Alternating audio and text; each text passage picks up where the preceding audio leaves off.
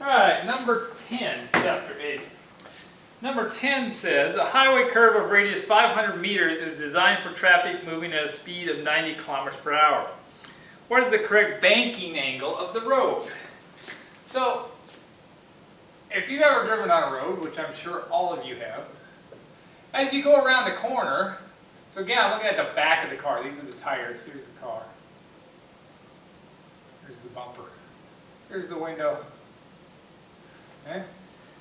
The civil engineers, the people that design the roads, always design the banking of the road towards the inside of the turn.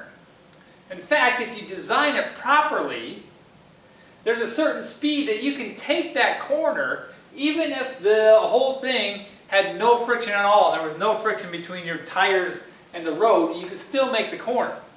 Because remember, this is a bank corner. It's just an inclined plane. And so gravity goes down, but when we rotate our coordinates, there is a component of the normal force that's actually going towards the inside of the curve. Because the normal force goes like this, but we're going to take components of it, and that's going to make you make a circle. Well, it'll make more sense once I do the free body diagram. But you see this all the time, especially if you ever watch car racing, especially if you watch like NASCAR. Because Formula One, they use flat tracks, so they have more. They actually have to make corners, rights and lefts and everything. But for like NASCAR, IndyCar, they have these banked oval corners, oval tracks. And in fact, even at the Texas Motor Speedway, the bank is almost 30 degrees, so they can actually take the corner at like 200 miles an hour. So you can go very, very fast around these corners because the bank angle is helping you make those corners.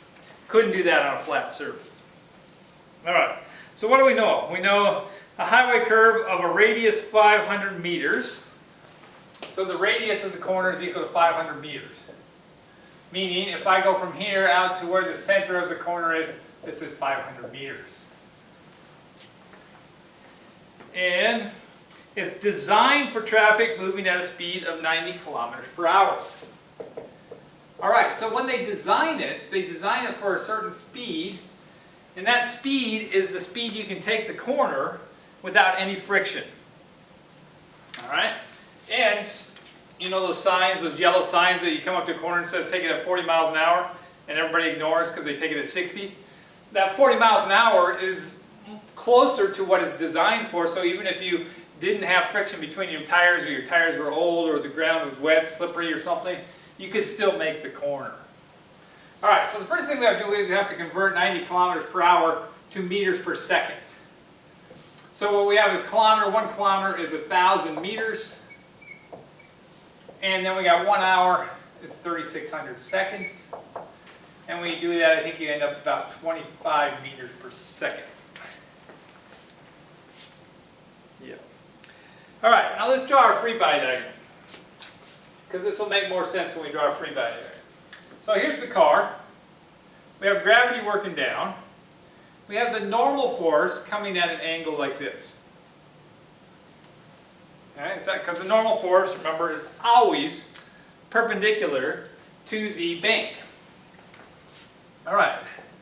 However, normally we would do this. We would say, oh, the car, or the block would slide up and down the inclined plane, so we make that our axis. That's not the case here, right? In this case, and I made my bank angle a little too high here. I like my bank angle lower, so I'm going to go up here. Here's the normal.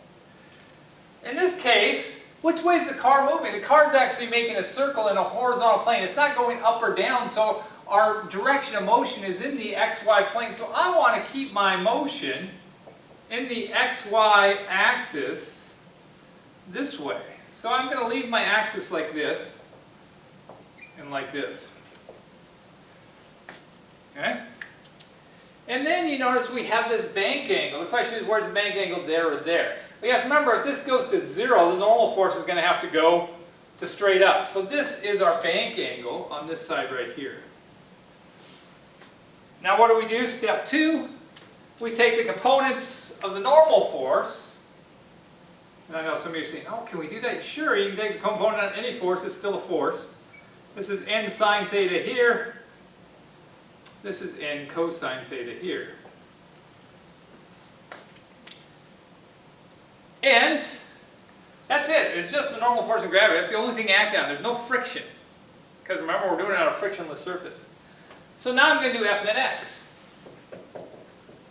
And in this case, F net x is just equal to n sine theta. Straight off from my free body diagram. N sine theta going positive x direction. But that is the direction we're making our corner.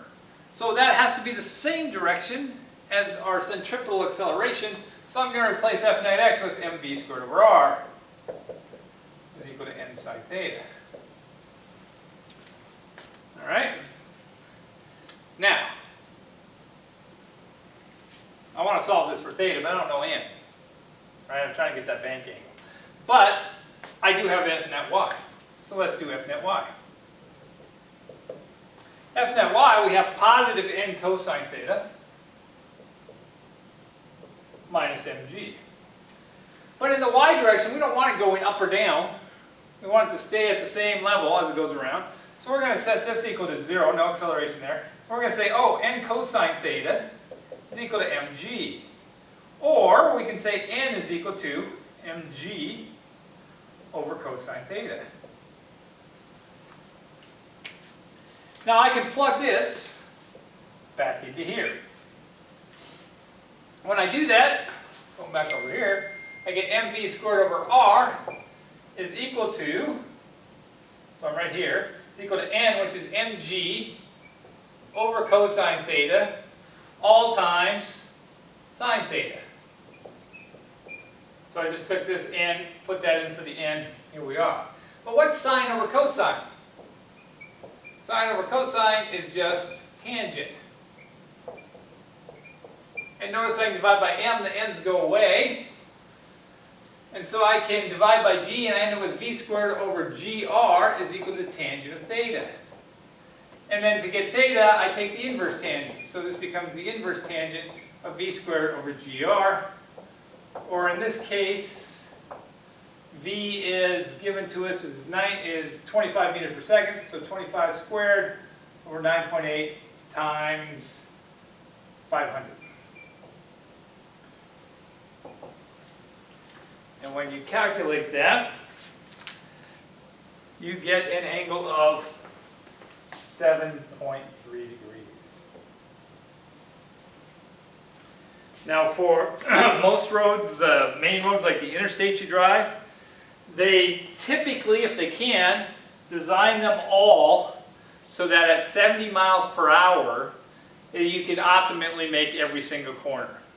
So they adjust the radius and the bank angle so you can do all of them at 70 miles an hour. Now occasionally when there are mountains or there's something in the way, they can't do that. Then they put up big signs to tell you to slow down. And that was fine for a long time, but now the speed limits keep getting higher and higher. So like if you're out in West Texas where the speed limit is 80 some miles an hour, then all of a sudden you're pushing it. 80 isn't bad and your tires can make you go even faster, right? Because as long as your tires have friction, they will help you make a corner too. You just don't want to have it real icy or you're going to be in trouble. All right, that's how you do those problems.